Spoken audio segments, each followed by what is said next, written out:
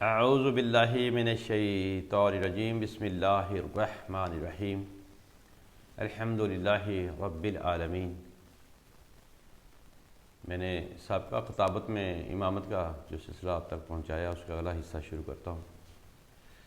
اب اللہ ارشاد فرما رہا ہے قرآن کریم میں کہ ہر شخص، ہر انسان اپنے اپنے امام کے پیچھے بلایا جائے گا۔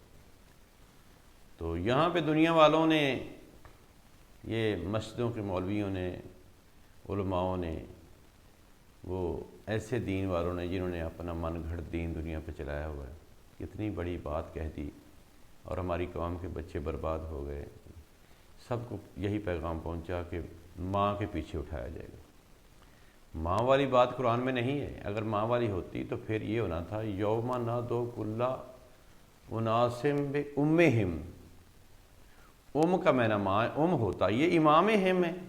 اب عربی کا ترجمہ سادہ آسان سا لکھا ہوا ہے، صاف لکھا ہوا ہے، عربی میں بھی امام لکھا ہوا ہے، ترجمے میں بھی امام، پھر کیسی دھوکہ بازی ہے۔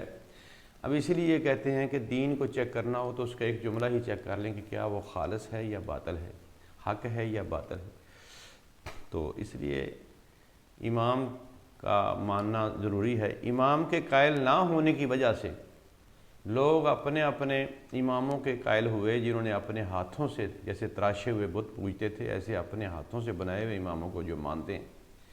اس لیے انہوں نے کہا کہ حق کا امام پہچانتے ہوئے تو کل بات ہوگی تو ہم پکڑے جائیں گے۔ انہوں نے ماں کا نام لے دیا کہ ماں کے پیچھے اٹھایا جائے گا، اور ماں پہ بندے بڑے خوش ہو گئے۔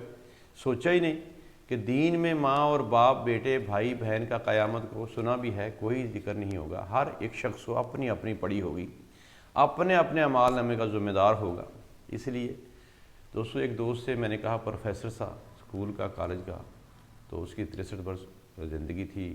تو میں نے کہا تو ریٹائر ہو گیا؟ ہاں جی۔ تو مجھے یہ بتا اسکول میں کیا پڑھا کے آیا ہے؟ یہ جو آیت ہے تو نے سنی ہے، تو اس کے بارے میں مجھے یہ بتا کہ قیامت کو دن کس کے نام پہ، کس کے پیچھے اٹھایا جائے گا؟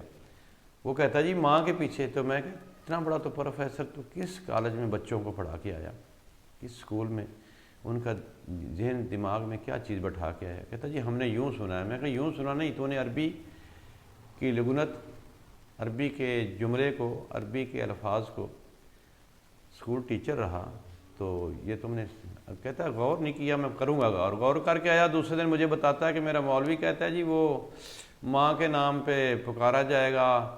تو میں کہ اچھا، باپ کے نام پہ اٹھایا جائے گا، بھائی کے نام پہ ہلایا جائے گا، یہ کیا دین میں تم نے تقرریاں کی ہیں؟ تو میرے سے بحث پڑا۔ اب جتنی چیزیں ان کو میں نے شفٹ کی، آج وہ اس چیز کو مان کے گھٹنے ٹیک گیا ہے اور مان گیا ہے کہ دین حق جو ہے وہ اہل بیت والا ہے۔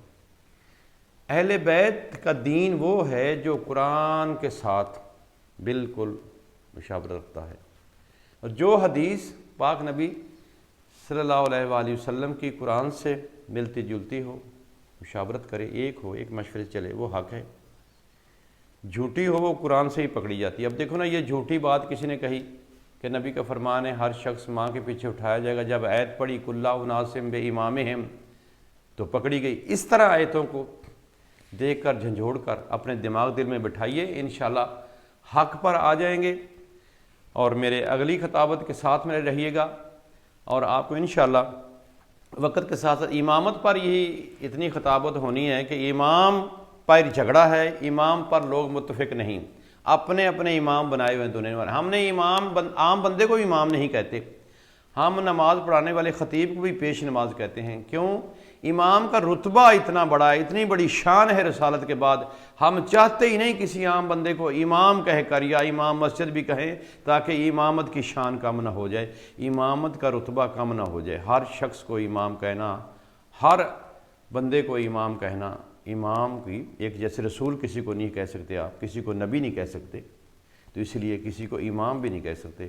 رسول وہ جو اللہ نے بنائے، ان کے علاوہ کسی کو آپ یہ نہیں کہہ سکتے یہ رسول ہے۔ عام بھی نہیں، جزوی طور پہ بھی نہیں کہہ سکتے۔ اس لیے امام ہر بندہ بن کر بیٹھ گیا۔ امام جو جماعت کرائے، جو مسجد کا خطیب ہو، کہتے اسے امام ہی ہے، مگر ہم امام کی بجائے یہ کہتے ہیں کہ پیش نماز، تاکہ امام کی شان رتبہ کم نہ ہو۔ تو اگلی خطابت میں بقیہ حصہ وآخر دعوانا الحمد للہ رب العالمین۔